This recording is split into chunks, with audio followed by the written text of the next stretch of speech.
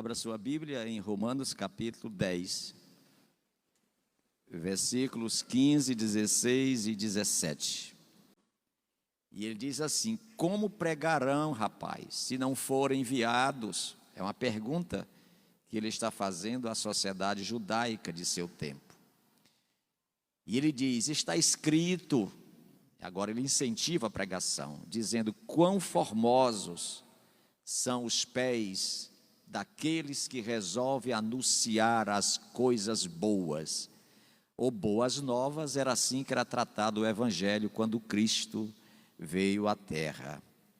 Aí ele faz uma reprimenda, uma repreensão, dizendo: porém nem todos obedeceram ao evangelho. Ele está falando, não é para os não cristãos, está falando para aqueles judeus que estavam ouvindo, conhecendo a palavra de Deus. Nem todos obedeceram ao evangelho. Aí ele reivindica uma profecia do profeta Isaías, que ele diz: pois Isaías diz: Senhor, quem é que está acreditando na nossa pregação? Aí ele disse: gente, preste atenção, gente. Vocês não podem produzir crença nem fé se não conhecerem, se não saberem, se não discernirem, se não conhecerem. A nossa crença e a nossa espiritualidade será vaga, vazia, inútil se a gente não conhecer. É isso que ele está dizendo no versículo 17. Ele disse: a fé vem pela pregação ou pelo ouvir. E a pregação, a palavra de Deus. Fala com a tua igreja nesta noite, em nome de Jesus. Amém. O desafio de se produzir a fé. Toda produção requer um processo. Você pode repetir comigo? Toda produção requer um processo. Vamos trazer algo na nossa memória para entender esta produção, este processo? Vamos lá. Leve o seu pensamento lá para a agricultura e lembre-se o que é feito com a semente. Um grão de feijão. A gente rasga o solo e esconde ele, sim ou não? Aí tem os dias para ele morrer e abre as duas bandinhas, sim ou não? E começa a nascer dali uma plantinha. A plantinha nasce primeiro para baixo ou para cima? Para baixo, né? Primeiro ele cria a raiz, que é para se estruturar, tá certo? Depois que ele se estrutura internamente, sem ninguém ver, é que ele começa a aparecer na superfície. E dali ele vai crescendo, crescendo, até chegar à maturidade para produzir. A pergunta é: a fé não é do mesmo jeito, se ela é uma semente? A gente só pode contemplar a fé depois que o produto aparece. Agora, nós não podemos perdê-la de vista. Temos que crer que ela está plantada e que vai nascer. Tá certo? Então a produção da fé obedece um processo. Qual o processo? Qual o solo em que a fé é plantada? Conhecimento da palavra. Diga: conhecimento da palavra. Eu não posso ter fé se eu não conheço a palavra, a história bíblica, a história espiritual, os atos de Deus. Se eu não conheço os atos de Deus, eu não posso produzir fé. Se eu não conheço os atos da minha mulher, do meu marido, dos meus filhos, dos meus pais, eu não posso considerá-los, honrá-los. Poxa vida, eu faço tudo que meu marido quer porque ele é maravilhoso. Ela conhece ele conhece ela. Os filhos dizem assim: Deus me guarde, Deus me livre de decepcionar meus pais, porque a forma que eles me criam, eu não posso decepcioná-los. Eles não decepcionam porque conhecem o esforço, o sacrifício dos pais em criá-los, protegê-los, fazer deles pessoas importantes para a vida. Então a fé é resultado de conhecimento. Quando eu passo a conhecer, eu passo a crer. Quando eu passo a crer, eu passo a ter fé. Então presta atenção, a fé é um produto da intelectualidade e da espiritualidade. Sem ela, perdemos a visão, perdemos a percepção do divino, do celestial, do milagre. Por isso que eu dependo de conhecer a palavra, os atos divinos realizados pelo Senhor. Então essa frase dita pelo apóstolo São Paulo é uma reprimenda, é uma repreensão dada àquela comunidade de judeus que levaram na brincadeira ou de forma relapsa e irresponsável a graça e a glória e o poder e as ações de Deus na terra. Entende por que quando Jesus chega e diz lá em 8,32 de João, se vocês conhecerem a verdade, vocês serão libertos, libertos da escravatura do conhecimento, libertos da escravatura da dúvida, libertos da escravatura do medo, libertos da escravatura da maldição, das trevas. Agora, a verdade é o conhecimento. Compreende isso? Então, Paulo repreende aqueles judeus que eles não deram atenção de forma correta aos ensinamentos divinos. A mesma coisa acontece hoje. Observe que no versículo 16, põe o versículo 16, ele faz esta observação. Ele pergunta, quem creu na nossa pregação? Ele está perguntando àquele grupo de judeus, aquela comunidade, aquele grupo religioso, quem de vocês deu crédito à nossa pregação?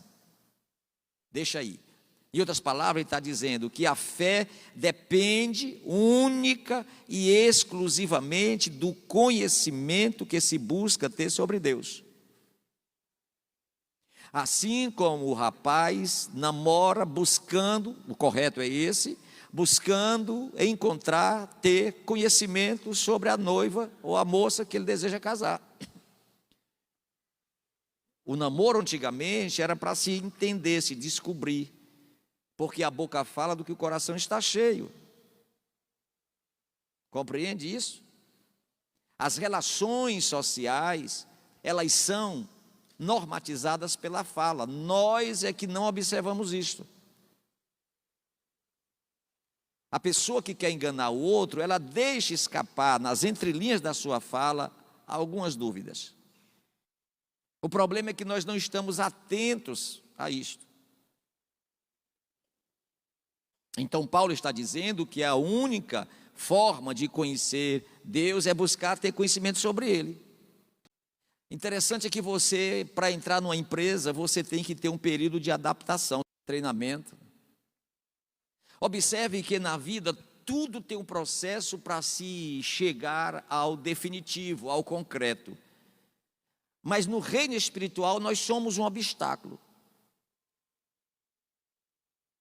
Por esta razão não crescemos, por esta razão não desenvolvemos.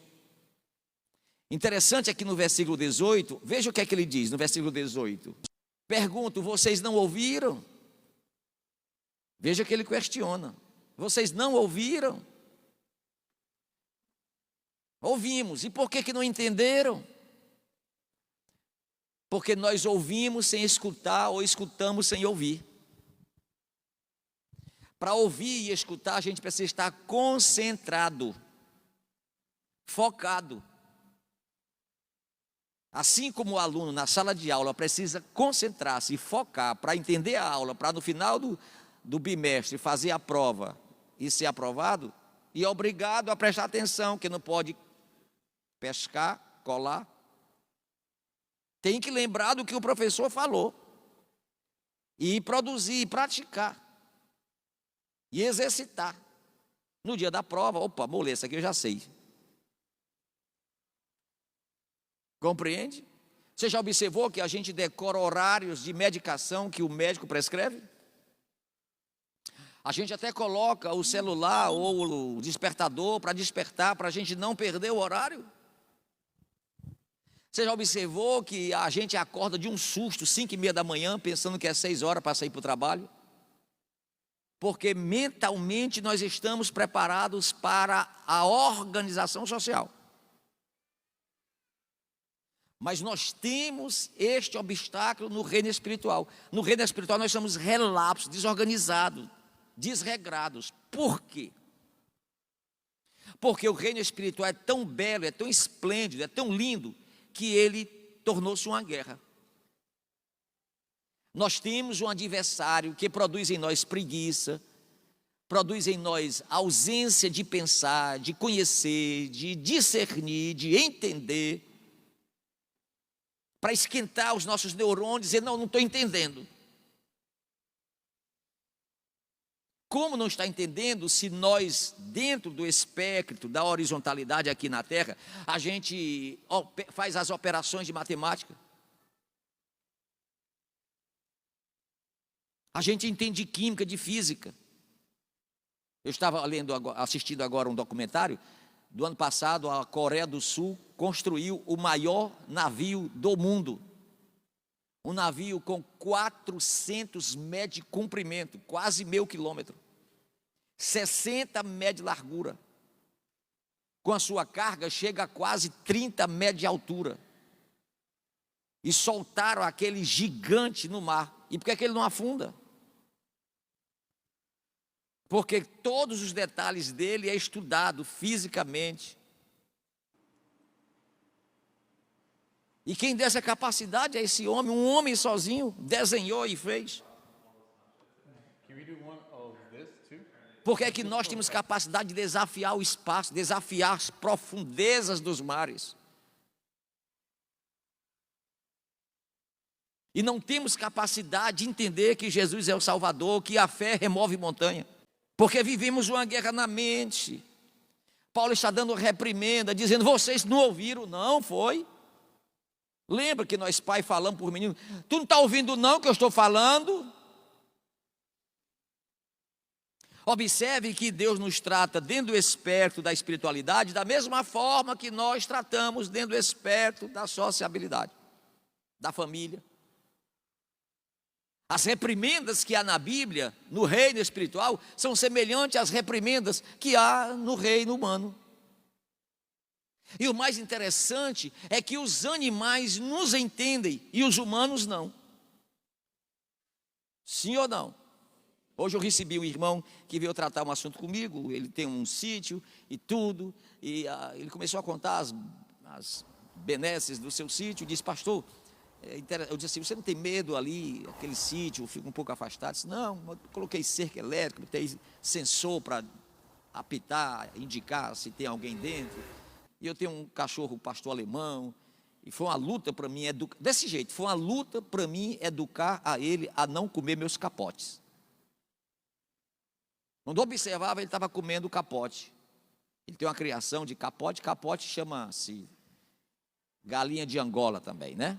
Para quem está me ouvindo. E eu disse, eu fiquei curioso, aí eu parei o meu aconselhamento com ele, disse, e como foi que você educou ele? Eu comecei a andar o dia todo com ele dentro do terreno, com os capotes soltos. E ele olhava o capote, lambia os lábios. E eu disse, não. Só dizia isso, era, não. Aí ele olhava para mim, eu, não. E comecei a passear com ele entre os capotes, dizendo, não, não. Pastor, hoje ele passa a noite, o dia solto, passa pelos capotes, nem vê os capotes. Eu disse, eu não acredito não nisso. Como é o nome desse cachorro? Cachorro. Mas eu pensei que o nome dele era Raimundo, Francisco, José, nome de gente, porque está mais inteligente do que gente. Paulo está perguntando, vocês não ouviram não, é? O Senhor esteve aqui, o Senhor pregou, o Senhor ensinou, o Senhor exortou, o Senhor realizou, o Senhor executou, o Senhor fez. Vocês viram, correram atrás dele, estiveram com ele de noite, de dia e não aprenderam. Aí ele faz essa repreensão, se vocês não ouvirem, vocês não aprenderão. O apóstolo fundamenta sua exortação citando o Salmo 19, versículo 4. Põe aí o Salmo 19, versículo 4. É a exortação que Paulo levanta para chamar a atenção daquela gente, dizendo, no entanto, por toda a terra se faz ouvir a sua voz. No entanto, por toda a terra se faz ouvir a voz de Deus. No entanto, a voz de Deus é ouvida por toda a terra. E as suas palavras são ouvidas até os confins do mundo. Aí pôs uma tenda para o sol, aí começa a decifrar, elencar tudo que Deus fez, as maravilhas que Deus fez, que o mundo natural ouviu, os confins da terra perceberam, mas vocês humanos não percebem? Que coisa interessante isso. Mas querem a bênção, querem o milagre, querem o prodígio. Em outras palavras, Paulo está dizendo: assim como as obras da criação proclamam a glória, o poder, o caráter, a essência de Deus, da mesma forma, a palavra, as escrituras também proclamam a verdade do evangelho de Cristo entre vocês. Se vocês ouvirem e crerem e aprenderem as verdades do evangelho, vocês irão dizer para os obstáculos: saia de perto de mim. Como é que nós sabemos discernir os tempos e não conhecemos o Senhor? Paciência, prudência, calma. Deixa o pau quebrar, cair 1000 à direita, 10.000 à esquerda, fica só olhando. Porque na hora de Deus, no tempo de Deus, no tempo certo, Ele vai agir, Ele vai resolver, Ele vai abrir, Ele vai fechar, Ele vai curar, Ele vai sarar, Ele vai resolver. Para de pressa. Quem conhece o Senhor tem prudência, tem calma, tem esperança, perseverança. Se vocês não ouvirem a palavra, no dia mau você vai estar perdido, porque você será semelhante a uma tábua lisa, sem nenhum registro. Mas se você ouvir a palavra, pelo menos ouvir, no dia da guerra, que você estiver desesperado, você vai lembrar que o pastor citou um versículo dizendo: estou convosco todos os dias até a consumação dos séculos. Você vai se lembrar que o pastor pregou dizendo: o Senhor Jesus disse, todo o poder me foi dado no céu e na terra. Ele vai resolver. Agora não se exaspere, porque não é só você sozinho entre 7 bilhões de pessoas que está atribulado. Todos nós temos cor diferente, tamanho diferente, atitude diferente, caráter diferente, escolhas diferentes, vontade diferente, desejo diferente, problema diferente, doença diferente. Não tem ninguém, irmãos, nesta terra, ileso, isento de nenhum problema, só se está enterrado. Aí você escolhe, não quer sentir dor, não quer ter tribulação, não quer ter angústia, não quer ter problema, tem uma residência para você. Aí nessa residência você não bebe água, você não usa desodorante, nem lava o cabelo, nem dá e nem recebe um cheirinho. E nesta casa, todo mundo é amigo. Todo mundo mora bem pertinho do outro. 20 centímetros separa, 30 centímetros separa um do outro. Quem quer ir para lá, diga amém. Ninguém quer ir. Então, bora ficar aqui com essas dores. Então, para de reclamar. Produza fé. E o que é a fé, pastor? É a capacidade que eu tenho de dizer: está doendo, mas vou encarar. Está difícil, mas vou enfrentar. Está apertado, mas vou passar. Está cheio de obstáculos, mas vou pular e vai dar certo. A fé é a capacidade que me dá coragem para dizer para todos os problemas: o Senhor reina na minha vida e eu vou ser vitorioso. Glorificado é o Senhor.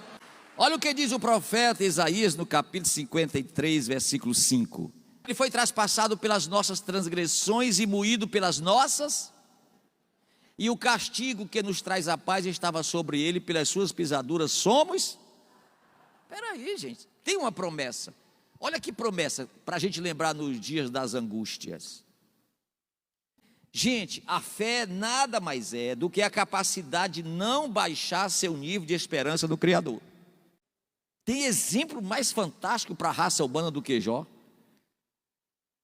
Jó, os teus filhos morreram de uma vez, tudinho, cachorro e tudo para cá. Deus deu, Deus tirou. Jó, os teus adversários deram sobre a tua fazenda, tiraram todo o paiol, levaram as jumentas, os camelos, levaram tudo, foi, Deus deu, Deus tirou. Jó, a casa desabou, acabou tudo, a mulher foi embora, não te quer mais, está junto com os 2 amigos. Foi, Deus deu, Deus tirou. Jó não tem nenhum hospital, nenhum médico que queira te tratar, tu está caindo os pedaços, tua carne está podre. Deus deu a saúde, Deus tirou. Não é forte uma coisa dessa, irmão? Como é que o cara está dizendo, será que eu amanheço o dia? E quando amanhece o dia, será que anoiteço? Quando anoitece, será que amanheço? Aí dizer, bendito é o Senhor, acordei, amanheci, anoiteceu, bendito é o Senhor, bendito é o Senhor.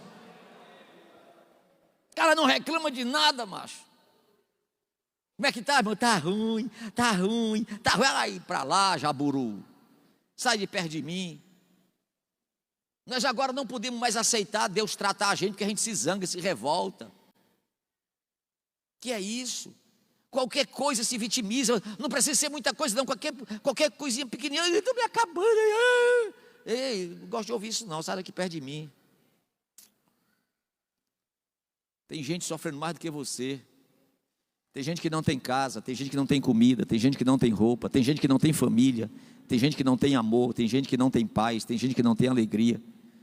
Está apertado, pastor, está apertado, mas você tem uma camazinha quente, um ar-condicionadozinho para ligar, uma mulher bonita para cheirar, de manhãzinha um café para tomar, vai te aquietar, vai louvar, vai engrandecer, vai agradecer. Agradece. Tem gente aí com sonda que não pode comer, tem gente, tem gente no hospital, na UTI, gente, para com isso. A fé é a gente contrariar o óbvio, irmão. É as pessoas dizem, rapaz, tu tá doido, não vai dar certo não. Vai, mas não tem não, vai chegar. Mas nunca aconteceu isso no mundo, mas vai acontecer a primeira vez. Compreende isso? Entenda isso? Então fortalece a tua fé. O que é crer? Gerar credibilidade. A crença é gerar credibilidade. E o que é a fé? Gerar confiança. É impossível você continuar paralisado, sabe, anulado naquilo que você está enfrentando. A fé é a certeza, a convicção de coisas que eu não conheço, não sei se existe, mas eu estou esperando. É a convicção de fatos que eu jamais contemplei, mas eu acredito que eu vou ver. Isso é a fé. O que o escritor aos Hebreus está dizendo é que a fé está falando de substância das coisas que se sabe que está lá. Olha que revelação. Peça, sem duvidar, diz Tiago. Se você duvidar, não peça não. E você tem que pedir calado. Ai, irmão, tu nem sabe, irmã. Eu fiz um voto, neguinha. Eu fiz um voto, mulher. Para que contar? Se é segredo entre você e Deus. Para de ser fofoqueira, fofoqueiro, faladeira, falador. Calado. Diz para todo mundo que está pedindo a Deus um marido. Aí quando aparece tem 10 que toma dela. Para deixar de ser besta. Cala a boca. Pede tua bênção em silêncio, sem ninguém saber. Fé é brigar. Fé é brigar. Não esqueça que Deus é justificador. Logo sabemos que agrada a Ele prover nossas necessidades. Diga comigo, agrada a Deus prover as minhas necessidades. Compreende isso? Vou terminar contando uma coisa para vocês. Quinta-feira, que amanhã fará 8 dias, 7:30 da noite, 8 horas, eu estava na minha atividade física, eu mais os irmãos aqui, e entrou um presbítero aqui da igreja, tá? Eu todo suado, molhado de suor. Presbítero Renato, ele está aí?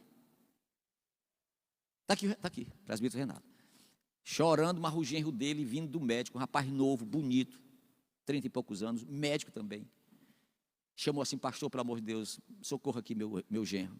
Está vindo agora do médico, o médico constatou um tumor enorme, um câncer no estômago dele. Rapaz novo, não tem nem filho ainda, genro dele. Eu disse, mas rapaz, eu estou todo suado, rapaz. Disse, não, pastor, vamos orar. Rapaz, chamei os irmãos. Aí o rapaz já no chão mesmo, já foi se ajoelhando, chorando. E eu, sem querer, dei uma mãozada, irmão. Foi assim, Renato? Eu, sem querer, dei uma mãozada na boca do estômago do rapaz. Aí ele disse, aí, exatamente aí. Aí eu disse, o quê? Aí ele contou.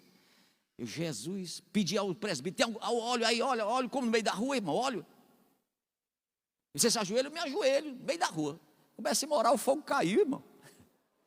O fogo caiu. Hoje nós recebemos a notícia. Ele recebeu chorando a notícia, mandou para o grupo. Pastor, tu não acredita, pastor? Que foi? O caroço sumiu, pastor. Eita Deus! Hein? Daí o motivo de pedirmos tudo ou algo que você está pedindo sem hesitar. Põe aí Tiago 1,6 para encerrar. Sem hesitar. Peça sem hesitar. Peça, porém, com fé, não duvidando, porque o que duvida é semelhante à onda do mar, impelida e agitada pelo vento. Vai, vem, vai, vem, e não chega a lugar nenhum. Fecha a questão, te isola, para de ouvir. Como é que tu está? Será que vai dar certo? Irmão, sai de quem é negativo. Sai de perto. Sai de perto de quem não tem fé, quem complica, e quem só fala, só põe você para baixo. Tu vai te matar. Eu estou aprendendo isso e eu não gosto de atender ninguém e nem conversar com ninguém. É o contrário. Meu irmão, com licença, sai daqui. E esse é o nosso mal. Muita gente não está abençoado porque as tuas amizades te prejudicam. Põe a tua fé lá para baixo. Mulher, deixa de ser besta. Homem, rapaz, sai de perto desse povo. A vida é individual, a salvação é individual, a bênção é individual. Se aproxime de alguém que você diga assim, recebi essa bênção, ou parabéns. Porque nem isso a gente pode contar hoje. Se você disser, tu está sabendo que Deus vai me dar, você já tem um inimigo. Jó foi abençoado quando orava pelos seus amigos. Amém, gente?